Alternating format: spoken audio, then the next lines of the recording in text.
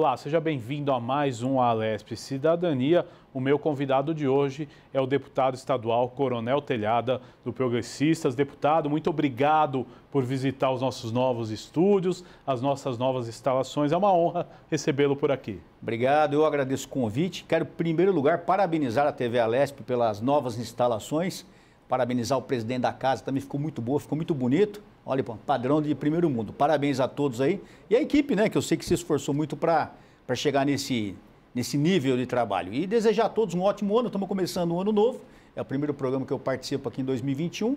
Então, vamos começar um ano novo trabalhando forte.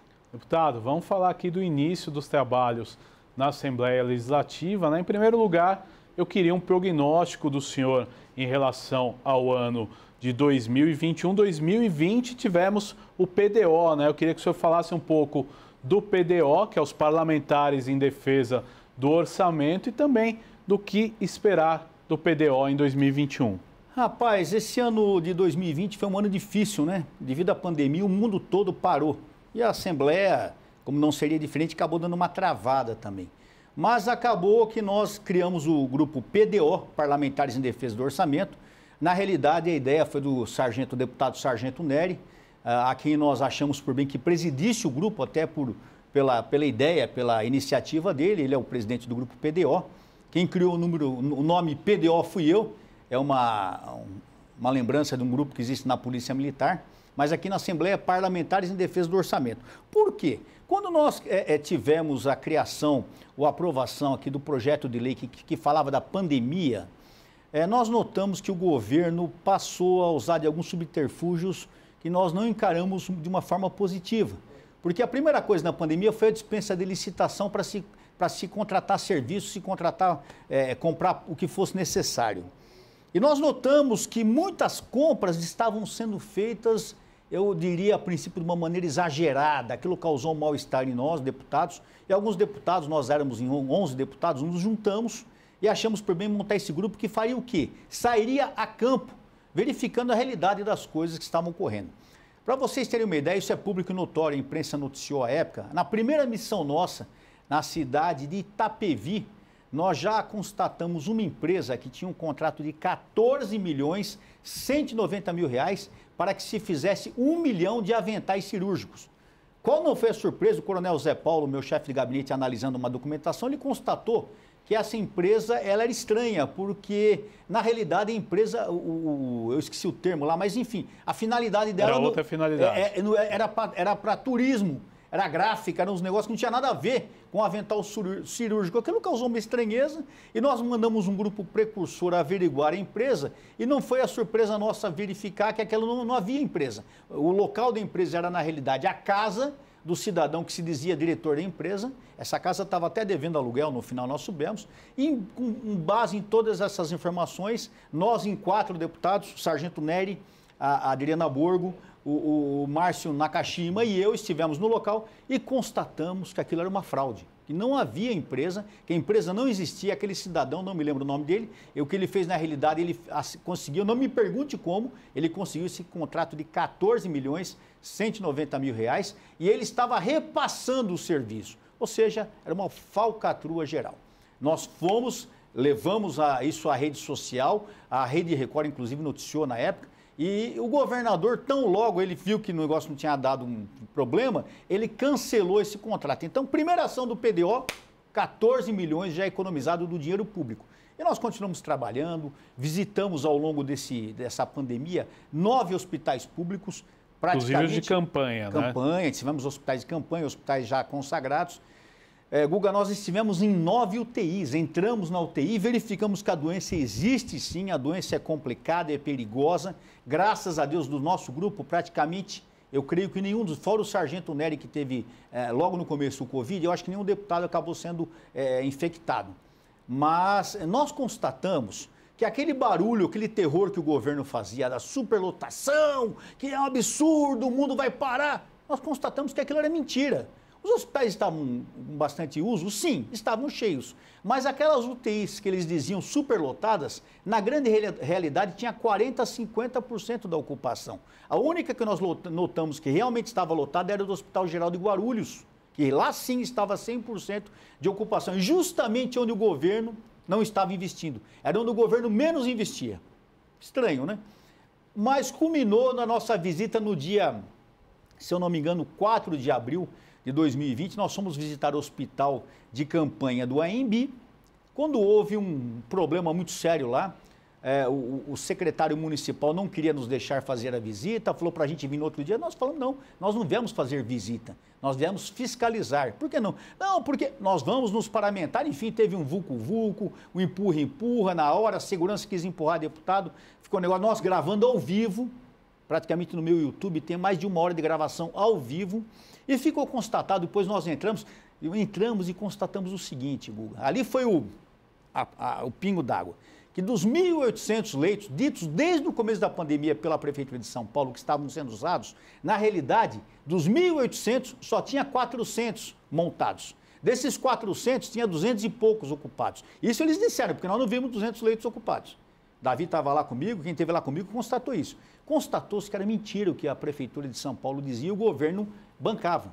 Que tudo isso era jogo para fazer o quê? Conseguir gastar mais dinheiro do governo.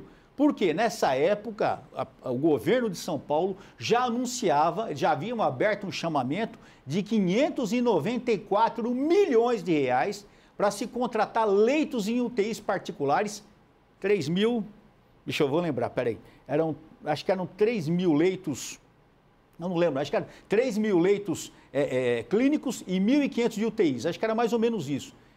594 milhões seriam gastos porque o governo dizia que estava tudo lotado. Era mentira. Lembra que na época falou, vamos mandar paciente para o interior, o pessoal do interior ficou apavorado, ou seja, era tudo mentira. Era tudo terrorismo do governo. E quando nós provamos isso, qual não foi a reação do governo contra nós, deputados, dizendo que nós éramos mentirosos, que nós havíamos feito fake news, que nós havíamos invadido o hospital, empurrado e agredido funcionários. Tudo que eles puderam falar da gente de mentira, eles falaram. E o pior, a grande imprensa apoiou a mentira. A Bandeirantes, a Globo, eu lembro de um repórter da Bandeirantes, que é um baita de um esquerdista para mim, dizendo que nós éramos autores de fake news. Pilantra, bandido, porque ele está fazendo uma acusação grave contra a gente. E nós provamos que era verdade. Tanto provamos que era verdade, que o chamamento que estava aberto foi cancelado. Ou seja, só nessas duas ações do PDO que eu disse a você, nós economizamos para os cofres públicos em São Paulo 608 milhões de reais. Que outro grupo de deputados fez isso? Nenhum. E o pior, Guga, fomos criticados aqui nessa casa, que a gente estava querendo se aparecer, que nós éramos mentirosos. O incrível é que o PT e o PSOL, inimigos clássicos, entre aspas, porque não são mais inimigos, são amigos, né? Inimigos clássicos do PSDB, ficaram do lado do PSDB contra a gente. Por quê? Porque alguma coisa está errada, alguém tem interesse nessa pandemia, alguém tem interesse nessa situação de população aterrorizada. E outra coisa que é bom lembrar também, você lembra que a casa aqui, para quem não sabe, os ouvintes que não sabem, essa casa entrou no sistema virtual. Os deputados começaram a votar pelo notebook, pelo telefone. Isso criou uma situação nessa casa onde tudo que era do governo passava. E eu fui um dos deputados que brigou para se votar o sistema presencial. Nós conseguimos votar em agosto e conseguimos, através dessa volta, impedir uma série de coisas que poderiam ter passado aqui de porta aberta, que o governo queria, tanto o 529 é o exemplo disso, o famigerado projeto 529, que aumentou o ICMS no estado de São Paulo, que a população agora está sentindo na pele, foi através da votação do projeto 529. E você que está em casa e quer saber por que você está pagando mais ICMS, é só entrar no site da Assembleia Legislativa e ver lá, projeto 529, quem foram os 48 deputados que votaram sim pela aprovação dessa lei que simplesmente aumentou impostos para cidadãos de São Paulo pagar mais. Já pagava um absurdo, está pagando mais. E o Grupo PDO tem se posicionado contra isso. Então nós não somos de oposição, de jeito nenhum, nós somos de posição. Qual a nossa posição? Ao lado do povo de São Paulo, ao lado da legalidade. E tudo que nós constatarmos de irregularidades, nós vamos em cima, vamos averiguar e vamos atrás. Em 2020, inclusive, 2021, perdão, em 2021, inclusive, nós tendo notícia, sabendo de alguma coisa, nós vamos averiguar o que está acontecendo para saber a realidade das coisas. Aliás, essa é a missão do deputado, legislar e fiscalizar. Agora, deputado, dentro disso, vamos fazer uma analogia, né? O senhor falou muito de 2020, o que aconteceu.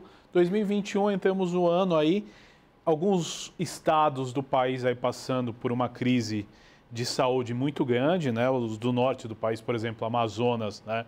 Passou por um momento trágico, né? Como o senhor vê a situação e voltando para o estado de São Paulo com algumas restrições, como é que o senhor analisa esse momento que nós vivemos? Eu não posso analisar assim no termo mundial, porque eu seria muito, muito leviano da minha parte, porque eu não tenho um conhecimento tão grande nessa área. Mas no Brasil, o problema do Covid, da pandemia, tornou-se um problema político.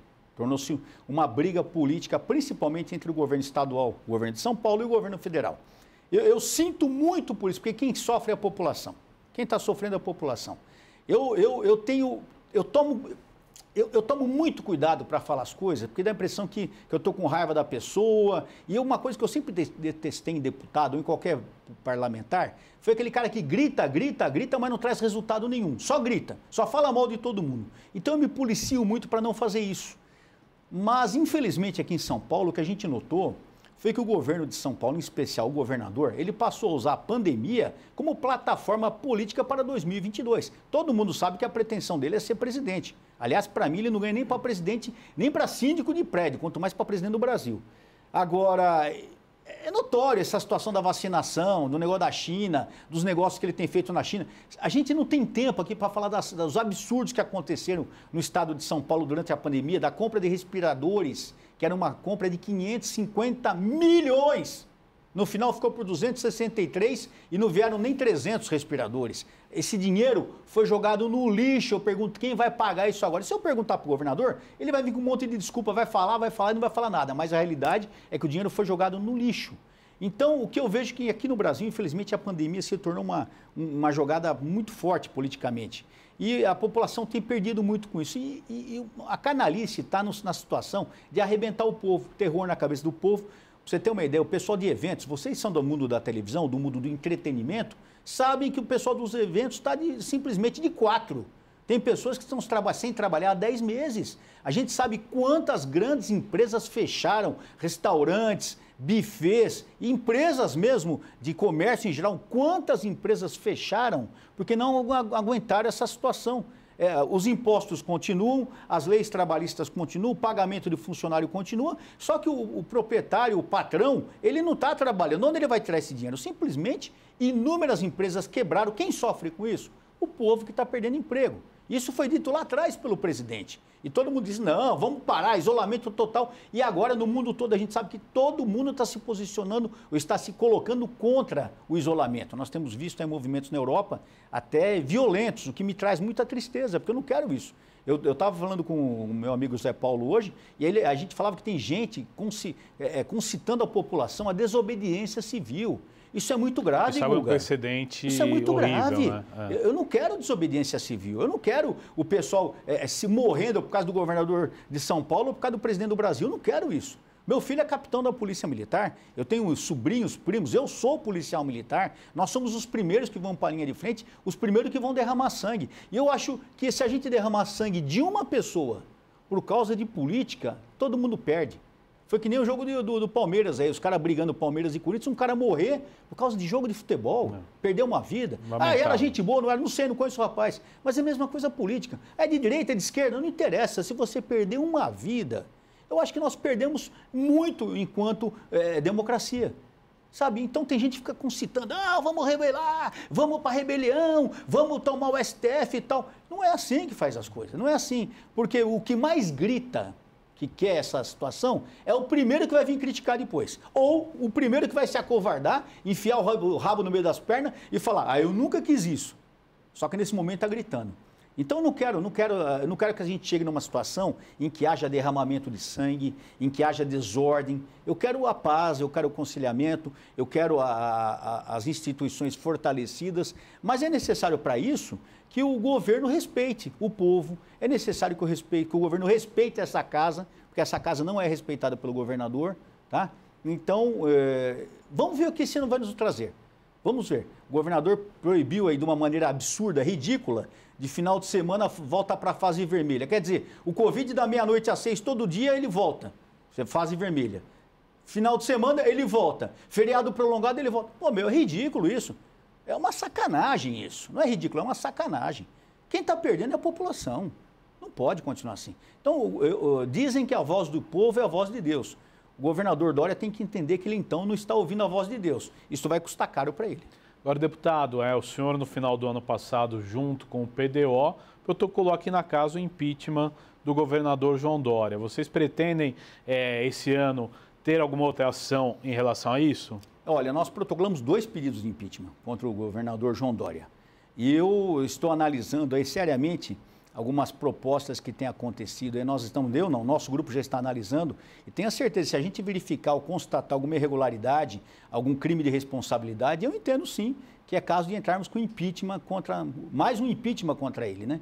Mas agora também não adianta a gente fazer esses pedidos de impeachment se o presidente da casa não coloca para votar. Porque, na realidade, nós não estamos sendo respeitados enquanto deputados também, né?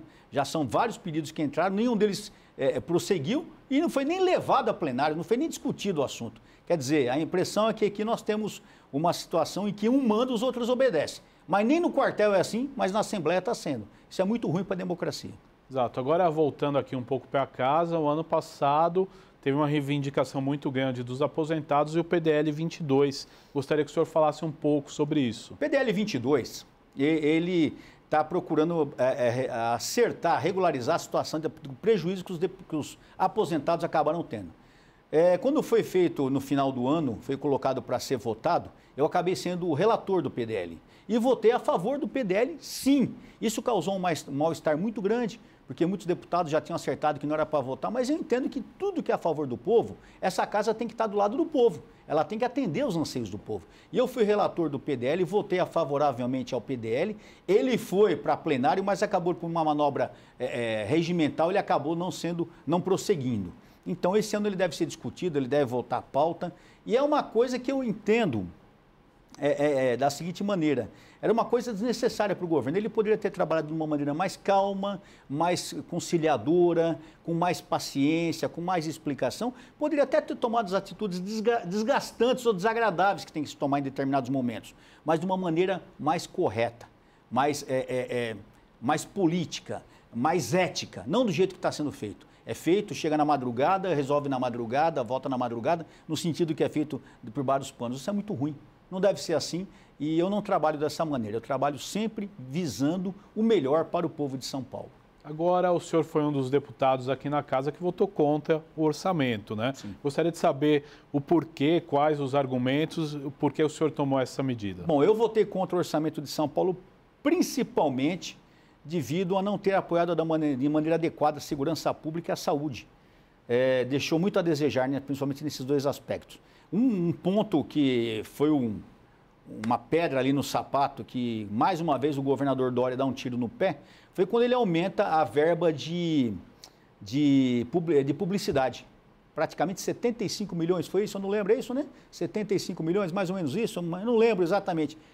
Eu nem lembro. O que está me apontando? 60? O que é? Me aumentou uma porrada para publicidade, uma sacanagem, porque tirou esse dinheiro da segurança pública e da saúde. E agora nós estamos vendo esse resultado. Nós estamos vendo propaganda do Dória lá na Bahia, em outdoors. De onde está vindo esse dinheiro? Jornal, capa de revista, quer dizer, o cara tira dinheiro da saúde e da segurança pública, 2 coisas primordiais, para fazer propaganda do governo. O bom governo não precisa de propaganda, a propaganda dele são suas ações. Quando ele precisa gastar dinheiro para fazer propaganda é que o governo está ruim, e é o caso do governo Dória, né? Então, baseado principalmente nesse ponto, e por eu entender que outros pontos deveriam ter sido levados em consideração pelo orçamento, eu acabei votando não, porque não tem como prejudicar mais o estado de São Paulo do que o governador Dória tem feito. Então eu não posso ser conivente a esse tipo de atitude que prejudica o povo de São Paulo e prejudica a polícia, prejudica a saúde, prejudica todo mundo, a educação. Não dá, né, gente? Essas áreas sempre foram tão sofridas, né, Guga?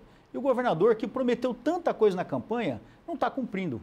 É muito ruim, não dá para estar junto com esses caras. Agora eu queria puxar um gancho em relação a isso. E a situação da Polícia Militar? Qual que é a tua leitura? A Polícia Militar, ela sempre foi muito mal remunerada e continua mal remunerada. Na parte de equipamentos, a Polícia Militar, ultimamente, ela está numa situação melhor, ainda há muito a fazer, mas ela tem melhorado bastante. Mas eu entendo que a segurança pública, com todo o respeito que eu tenho ao secretário de Segurança Pública, ela está deixando a desejar também no apoio ao policial. Nós temos visto inúmeras ações onde em favelas, em bailes pancadões, em atitudes que o policial militar vai tomar uma ação, a gente tem notado pessoas se revoltando contra a polícia militar, atacando policiais, coisas que não víamos antigamente, e nada é feito a respeito disso. Aliás, quando o policial reage à altura, ele é punido. Hoje nós temos visto policiais militares que são obrigados a matar em serviço para não morrer ou para salvar uma terceira pessoa, sendo punidos, sendo transferidos, sendo retirados da rua. Então, a polícia militar é uma coisa interessante para mim. Eu sou policial militar há 42 anos. Fizemos dia 29 de janeiro passado. 42 anos de polícia militar. E a gente nota que a polícia militar é uma das poucas instituições do mundo que não se valoriza. A polícia militar não se valoriza. O homem vai, ele coloca a vida dele em risco pela população e a corporação não valoriza isso. Porque quando o policial morre, faz continência, toca sirene, faz um maior barulho. Mas quando o policial mata em serviço, que infelizmente é uma obrigação dele para ficar vivo, ele é tratado tratado como um bandido. E não como um herói que salvou a vida de alguém. Não como um herói que se sacrificou e se arriscou. Isso para mim é uma hipocrisia desgraçada, que não deveria acontecer. Então a polícia militar nesse aspecto está muito ruim. O governo do Dória, o governo PSDB tem colocado a polícia, não só a polícia militar, a polícia civil, a polícia técnico-científico, a Secretaria de Administração Penitenciária estão de quatro, não só na parte salarial, mas na parte operacional. A gente não vê mais as viaturas patrulhando como nós víamos antigamente, nós não vemos aquelas operações, o pessoal batendo baile pancadão. Pancadão continua nessa pandemia. Ninguém podia se reunir, mas você ia na periferia, o pancadão comendo solto. E sabe o que o governador Dória fez? Proibiu a ação da Polícia Militar lá no Paraisópolis. Aliás, ele pôs a PM nos arredores para deixar os caras fazer zona à vontade. Então o negócio inverteu, irmão. A Polícia Militar ela não está trabalhando contra o pancadão, evitando o pancadão. Ela está trabalhando a favor para fazer segurança de pancadão. Isso é absurdo. Então eu entendo que o governador, ele tem que ser um cara de pulso firme na segurança. É lógico, sem violência, sem absurdos, mas com firmeza. E firmeza significa, às vezes, tomar atitudes desagradáveis. Significa entrar num tiroteio e ter que matar o bandido para a polícia não morrer. Simples assim. Em todo lugar do mundo é assim. Só que aqui no Brasil, os esquerdistas idiotas ficam com essas mesquinharias de achar que a vida do policial vale menos do que a do bandido. Nenhuma vida vale menos. Nenhuma vida vale menos. Mas, numa ação legítima, tem que ser preservada a vida do cidadão e a vida do policial em primeiro lugar. Porque quem é o autor daquela situação é o próprio criminoso. Ele saiu de casa armado, sabendo o que poderia acontecer. Então, é uma escolha dele. Então, a polícia, nesse aspecto, está deixando muito a desejar. Então, não só a polícia estadual, as polícias municipais, as guardas municipais também, uma situação difícil. O Brasil precisa repensar o que ele quer em matéria de segurança pública. Ele quer uma polícia forte, atuante, ou ele quer uma polícia frouxa que só faça papel de aparecer na rua? É bom a gente pensar nisso. Agora, deputado, voltando aqui para a Assembleia Legislativa, o ano de 2021 tem eleição da mesa diretora. Eu quero saber a sua opinião, os seus apontamentos em relação a esse processo que teremos no mês de março. Em março nós teremos a eleição da mesa. Eu quero aqui deixar bem claro que um dos candidatos é o deputado Carlão Pignatari, meu amigo, porque tenho grande consideração e apreço, meu amigo particular, mas eu não tenho como votar no PSDB, infelizmente, já conversei com o Carlão sobre isso, porque eu, fazendo essa oposição ao governo Dória, do jeito que eu tenho feito, de uma maneira real, de uma maneira de momento, porque é o que todo mundo tem visto o que tem acontecido, eu não tenho como fazer oposição ao governo e votar aqui na casa no governo Dória. Tanto que eu já tenho conversado com alguns deputados vieram conversar comigo, eu sou candidato a presidente da casa também, temos bastante tempo para conversar com os deputados, e vamos ver o que os deputados querem, se querem continuar à disposição do Dória, fazendo o que o Dória quer nessa casa, ou mudar, fazer essa casa ser uma casa independente, uma casa que trabalha pelo povo e pelos deputados. Nós não fomos eleitos pelo governo de São Paulo, nós somos eleitos pelo povo de São Paulo.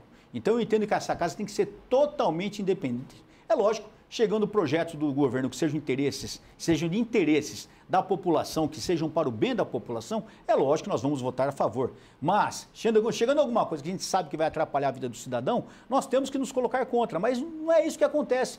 Você sabe que em troca de benesses, em troca de cargos, em troca de emendas, muitas coisas têm sido feitas e é isso que acontece, aumento de ICMS, aumento de verba de publicidade, destruição de empresas públicas, são retirados direitos de pessoas, como é o caso dos autistas que tiveram os seus direitos retirados quanto a dispensa de PVA e por aí vai.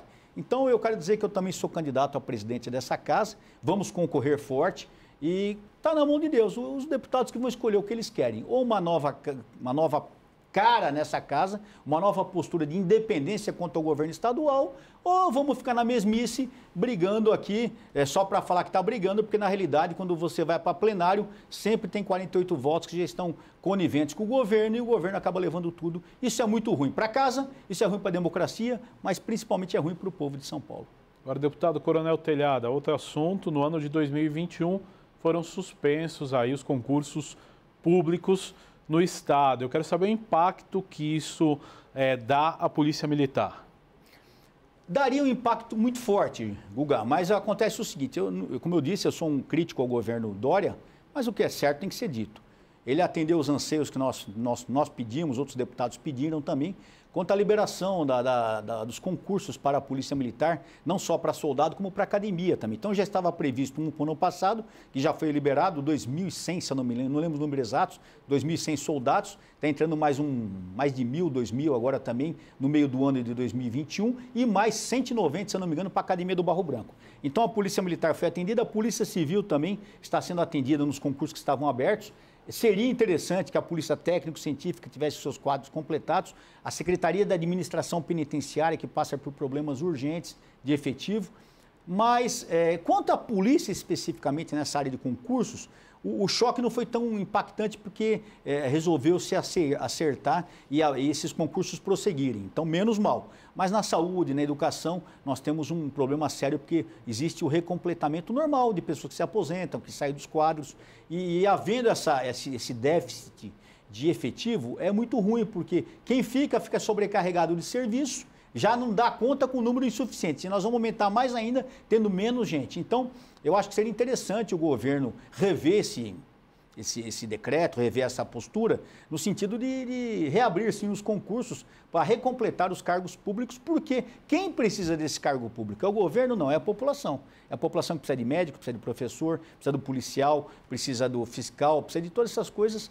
e só abrindo os concursos que nós vamos ter isso. Então, se prosseguir nisso até dezembro de 2021, pode ter certeza que quando chegar em dezembro de 2021, o governo vai estar muito pior do que está agora. Deputado Coronel Telhada, eu quero agradecer por ter aceito o nosso convite para participar desse programa. Sempre é uma honra recebê-lo aqui. Guga, eu que agradeço a você, a toda a equipe, agradeço a todos os amigos que nos assistem, quero me colocar à disposição aqui na Assembleia. Eu estou diariamente nessa Assembleia, de segunda a sexta-feira, quando eu não estou porque eu estou em missão externa, mas eu estou todo dia aqui trabalhando forte pela população de São Paulo. Não sou todo poderoso, não consigo tudo, né? Aliás, só me permite uma coisa, claro. Outro dia um prefeito me ligou e falou assim, poxa, coronel, nós estamos precisando de uma verba aqui, o senhor não tem como ajudar? Eu falei, poxa, eu não tenho verba para mandar, não tenho emenda. Mas o deputado X está mandando 500 mil reais. Isso é uma coisa que eu quero dizer a vocês que é interessante, né? Porque quando votaram o 529 aqui, muitos deputados ganharam uma verba extra para emenda orçamentária e estão mandando para as prefeituras agora. E as pessoas estão batendo palma para esses deputados, tá vendo? Esse deputado sim é gente boa, ele está mandando 500 mil reais para o município e o coronel Telhada não mandou nada. Só que esses 500 mil reais está saindo do aumento do ICMS. Esses 500 mil reais que alguns deputados estão mandando, não todos, alguns estão mandando, foi justamente para fazer esse 529 passar aqui e prejudicar a população de São Paulo. Então, é bom que a população que nos assiste entenda que fazer política em São Paulo e no Brasil, no mundo, não é fácil. Porque você, quando é oposição, você não tem nada. Você não tem emenda, você não tem atendimento nos setores públicos, você não tem atendimento nas secretarias. Então, o que acontece? O cidadão ele te pede uma coisa aguardando ser atendido. E muitas vezes a gente que é da oposição ou está na oposição, a gente não consegue atender esses anseios e acaba sendo visto como um mau deputado. Porque o deputado X bonzinho conseguiu. Mas veja a que preço ele conseguiu isso. Então, um alerta. Preste atenção na política, acompanhe o trabalho dos deputados, acompanhe a TV Alesp, acompanhe a nossa rede social, o YouTube, acompanhe nosso Facebook, nosso Instagram, acompanhem o nosso dia a dia para vocês verem quem é quem na casa. Não adianta vocês acreditarem que o deputado X é maravilhoso, mas é só ver o dia a dia dele. Então eu desafio a todos aqui a nos acompanharem nesse ano de 2021 e ver a maneira que a gente trabalha, que é uma maneira honesta, transparente e constante. Obrigado a todos. Muito obrigado, deputado Coronel Telhado. E este foi mais um Alesp Cidadania. Você continua com a programação da Rede Alesp. Eu quero convidar você a acessar nossas redes sociais, no Facebook, no Instagram e o nosso canal no YouTube e acompanhar todo o conteúdo produzido pela Rede Alesp. Até um próximo encontro. Valeu!